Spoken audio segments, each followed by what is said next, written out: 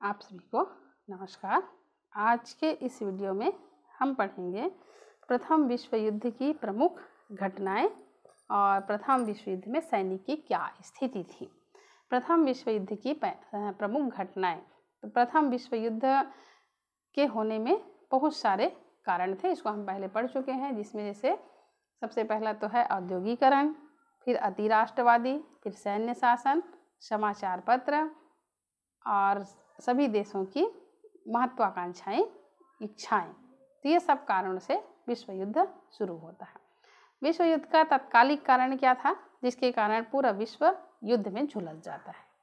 तत्कालिक कारण में जैसा कि हम पढ़ चुके हैं, ऑस्ट्रिया हंगरी का राजकुमार है, ये सर्जियो नामक जगह में घूमने के लिए जाता है और वहीं पर एक सर्बिया युवक के द्वारा ऑस्ट्रिया हंगरी के राजकुमार की हत्या कर दी जाती है।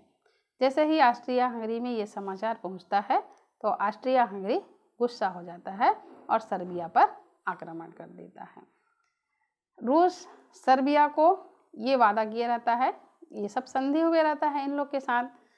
तो जैसे ही सर्बिया पर आक्रमण करता है ऑस्ट्रिया हंगरी, रूस भी सर्बिया की सहायता के लिए आ जाता है। अब ऑस्ट्रिया हंगरी की सहायता के लिए फिर आता है जर्मनी। इससे पहले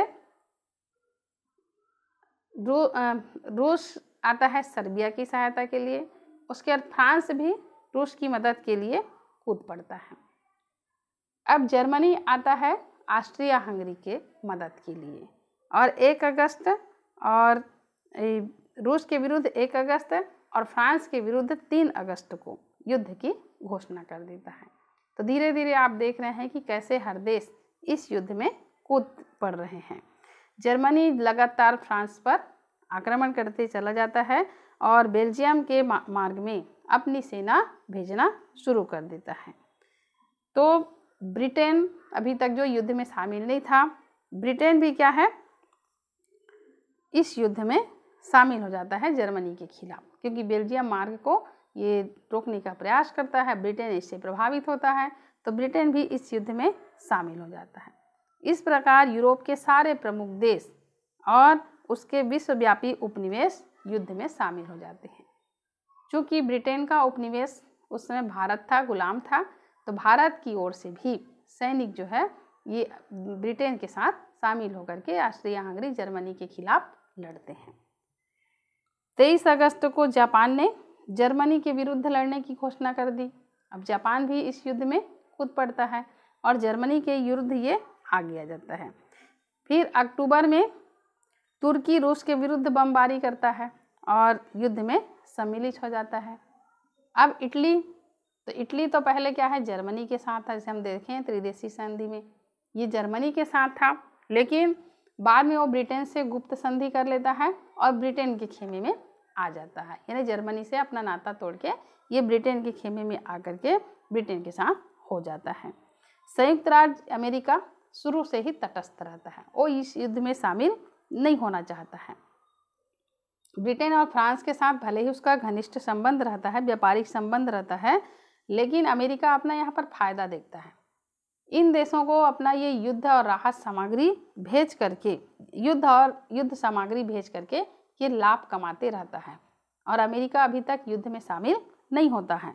इन देशों को ऋण पर ब्याज देता है, ऋण जब देता है तो उससे ब्याज लेकर के भी आर्थिक लाभ कमाता है। अब जर्मनी की कोशिश ये थी कि जो नौसेना के बल पर ब्रिटेन और फ्रांस एक दूसरे देशों के साथ संपर्क करते थे, तो इन दोनों देशों के बीच संपर्क को तोड़ा जाए और उनका व्यापार बंद हो जाए और कोई इनको सहायता ना दे सके। इस कारण जर्मनी क्या करता है, ब्रिटेन में आने जाने वाले जहाज़ों पर अब हमला करने लगता है। अब यहाँ अमेरिकी जहाज़ भी ब्रिटेन और फ्रांस को, चूँकि हम पहले पढ़े हैं कि वो सहायता देता है, युद्ध सामग्री बेचता है, तो अमेरिका जहाज़ इन्हीं रास्तों से ब्रिटेन और फ्रांस पहुँचता है। तो अमेरिकी जहाज़ पर भी जर्मनी के द्वारा बमबारी कर दिया जाता है। जर्मनी की एक पनडुब्बी अमेरिका के यात्री जहाज पर हमला करके उसको यू बोट को क्या करता है, डुबो देता है। इन्हें जर्मनी की पनडुब्बी अमेरिका के यात्री जहाज को डुबो देता है। इसमें अमेरिका के बहुत सारे नागरिक मारे जाते हैं। इससे अमेरिका क्या होता है, गुस्सा हो जाता है जर्मनी से, और 5 अप्रैल 1917 को जर्मनी के विरुद्ध वो युद्ध कर देता है, युद्ध में शामिल हो जाता है। तो इस प्रकार अब पूरा महाद्वीप, हर महाद्वीप युद्ध की चपेट में आ जाता है। इसीलिए इसको विश्व युद्ध के नाम से भी जाना जाता है। अब इस युद्ध के परिणाम क्या हुए, तो इस युद्ध में जर्मनी को तो सफलता लगातार मिलती रही, फ्रांस में वो लगातार आगे बढ़ता रहा, रूस के आक्रमण को पराजित किया, लेकिन ब्रिटेन और फ्रांस ने मिलकर जर्मनी के जो बढ़ते कदम थे उस पर रोक लगा दी। ब्रिटेन और फ्रांस की सेना ने, चूँकि क्या है, ब्रिटेन का उपनिवेश बहुत ज़्यादा था और वो अपना सैनिक उपनिवेश देशों से भी लेकर रखा था, जैसे भारत से भी बहुत सारे सैनिक लड़ने के लिए गए थे, तो ब्रिटेन की विशाल सेना थी। ब्रिटेन और फ्रांस ने जर्मनी की बढ़त पर रोक लगा दी और एक लंबे समय तक दोनों सेनाएं एक दूसरे को आगे बढ़ने से रोकती रही। पूर्व में रूस को हार का सामना करना पड़ा और इसी बीच में रूस में 1917 में बोल्शेविक क्रांति होती है, जहां पर अपनी सरकार के विरुद्ध वहां के लोग क्रांति कर देते हैं और सरकार को हटाने की मांग करते हैं। फिर इसी कारण से जब वहां पर तख्ता पलट होता है, लेनिन जो है रूस में अपने देश का प्रमुख बनता है, तो पहला काम वो यही करता है कि जो क्रांतिकारी सरकार है ये जर्मनी से समझौता कर लेता है और युद्ध से अलग हो जाता है। तो पहला युद्ध से अलग होने वाला देश है रूस, जर्मनी से समझौता करके वो युद्ध से अलग हो जाता है। उसी समय 1917 में अमेरिका के युद्ध में प्रवेश करने से इसके असीम संसाधन जर्मनी के खिलाफ उपयोग में आए। यानी अभी तक अमेरिका युद्ध में नहीं था, अब अमेरिका जैसे ही ब्रिटेन फ्रांस के साथ युद्ध में जर्मनी के खिलाफ लड़ता है, तो अमेरिका का जितना संसाधन था, जो हथियार वो बना रहा था, इन सब हथियारों का उपयोग जर्मनी के खिलाफ करने में बहुत काम आया। अमेरिका जब युद्ध में प्रवेश किया तो युद्ध का निर्णायक मोड़ यहाँ पर सबको समझ में आ गया था और इसी बीच जर्मन में जो सम्राट था कैसर विलियम के खिलाफ वहाँ के लोग विरोध कर दिए और वहाँ लोकतंत्र की स्थापना की मांग करते रहे।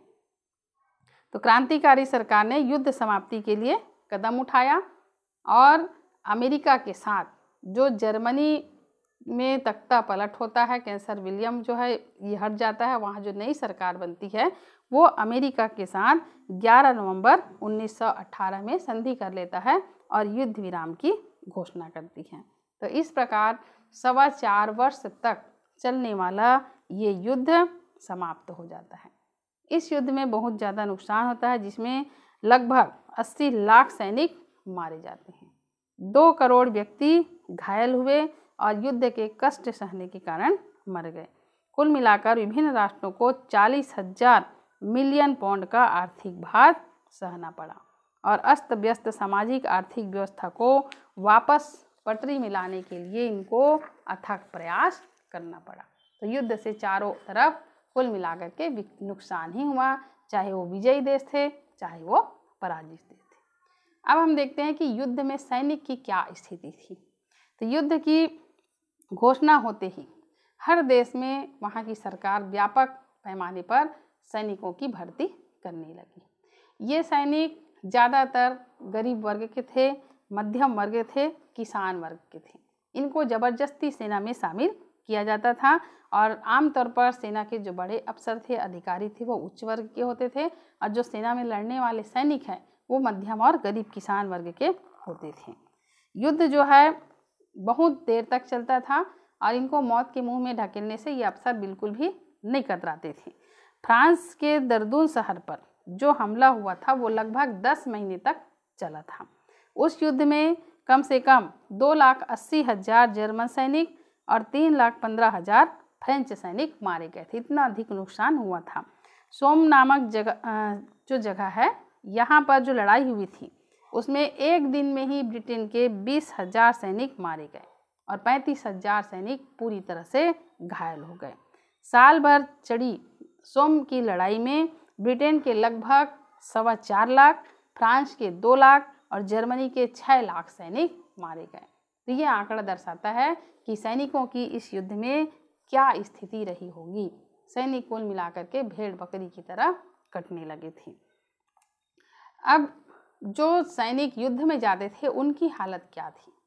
विरोधी सेना को बढ़ने से रोकने के लिए और छुपकर युद्ध करने के लिए हर देश अपने कब्जे की जमीन पर लंबी खाई, ट्रेंच खोदकर, पीछे इसमें दिया है फोटो में, उसको आप देख सकते हैं, खाई खोदकर अपने सैनिक को वहीं पर ठहराते थे ताकि वो बंदूक के निशाना से बच सके, गोली ऊपर ऊपर चला जाए और उनके सैनिक बच सके।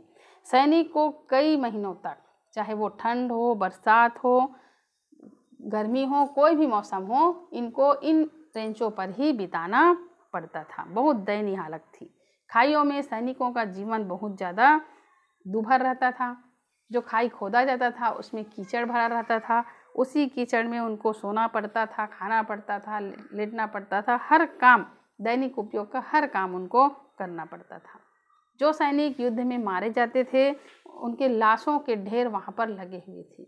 लाश को चूहे खाते, सड़ती हुई लाश की बदबू चारों ओर फैलती, मल की बदबू, वहीं पर उनका सब काम होता था तो सैनिकों के मल की बदबू चारों ओर फैल जाती थी। उनके सिर में जुएं हो गए थे और खुजली हो गए थे। तो इन गड्ढों में रहने वाले सैनिकों को इन सब ने पागल बना दिया था और कुल मिलाकर के पूरे सैनिकों का जीवन अमानवीय जीवन हो गया था। अब उन दिनों क्या है, एंटीबायोटिक दवाओं का कोई आविष्कार नहीं हुआ था, जिसके कारण मामूली चोट होने पर भी वो चोट बहुत गहरा हो जाता था और एक यदि सैनिक उसका शिकार होता था तो उसके संक्रमण से कई सैनिक इसका शिकार हो जाते थे। पहली बार चूँकि सैनिकों को भारी मात्रा में गोली बारूद का सामना करना पड़ा था तो ये इनके लिए पहला अनुभव था। गोलीबारी होने के साथ क्या है, बहुत जैसे जहाँ पर गोला गिरता वहाँ बहुत बड़ा गड्ढा हो जाता था और उसके धुएं का प्रभाव सैनिकों के ऊपर पड़ता था, तो जिसके कारण सैनिक अपना दिमागी संतुलन खो बैठते थे और दिमागी संतुलन खोने के कारण सैनिक जो है इधर उधर भागते फिरते थे। तो वो सैनिक या तो विरोधी खेमे में पहुंच जाते थे तो उनको विरोधी देश के सैनिक मार देते थे, या तो फिर उनके अपने ही सैनिक उनको मार देते थे। तो सैनिकों की हालत एकदम बहुत ज़्यादा दयनीय थी। बाद में फिर इसका कारण खोजा गया तो वैज्ञानिकों को पता चला कि ये एक दिमागी बीमारी है जिसके कारण ये सैनिक इधर उधर भाग रहे हैं। लेकिन इनके कारण जो गोला बारूद के गूंज है, आवाज़ है, इनके कारण सैनिक जो है बीमार ग्रस्त हो गए और मानसिक बीमारी के शिकार हो गए। इसके बाद उन सैनिकों की हालत क्या रही होगी जो युद्ध में लड़ते थे? तो बहुत बड़ी संख्या में सैनिकों को विरोधी सेना के द्वारा बंदी बना लिया गया। जर्मनी जो कि कई देशों के साथ एक साथ युद्ध लड़ रहा था, फ्रांस के साथ, रूस के साथ, ब्रिटेन के साथ, अमेरिका के साथ इसका युद्ध चल रहा था। तो जर्मनी सबसे ज़्यादा युद्ध बंदी बनाया था। यानी जर्मनी के पास जो सैनिक है वो बंदी सबसे अधिक मात्रा में थे और इनके युद्ध शिविरों में विभिन्न देशों के लगभग 25 लाख कैदी थे। ब्रिटेन और फ्रांस ने भी लगभग 3-3 लाख कैदी अपने कैंप में रखे हुए थे। युद्ध बंदियों की हालत जो है बहुत ज़्यादा दयनीय थी। उनको अपमानजनक स्थिति का सामना करना पड़ता था। उनकी परिस्थिति जो है बहुत ज़्यादा खराब थी। बंदी बनाने वाले युद्ध कैदियों को घृणा की दृष्टि से देखते थे और उन पर जो खर्च होता था उनको ये लगता था कि ये फिजूल खर्ची हो रहा है, इन पर खर्च नहीं करना चाहिए। और हालांकि कई अंतर्राष्ट्रीय संधि हुई थी जिसमें युद्ध बंदियों की अदला बदली की बात भी कही गई थी, लेकिन फिर भी इसके बावजूद भी इन कैदियों के साथ अमानवीय व्यवहार हो रहा था। ये बहुत बड़ी दुखदायी स्थिति सैनिकों की थी। प्रथम विश्व युद्ध में ब्रिटेन की ओर से लगभग 13 लाख भारतीय सैनिक भी शामिल हुए थे। हमारे भारतीय सैनिकों को अफ्रीका, इराक और फ्रांस में लड़ने के लिए भेजा गया था। इसमें से लगभग 74,000 सैनिक, भारतीय सैनिक मारे गए। तो हम देखते हैं कि सैनिकों की हालत सबसे ज़्यादा खराब थी, चाहे वो विजयी देश हो चाहे वो पराजित देश हो। इसके बाद हम अगले वीडियो में पढ़ेंगे प्रथम विश्व युद्ध में नई तकनीक का उपयोग और युद्ध का जनमानस पर क्या प्रभाव पड़ा। तब तक के लिए नमस्कार।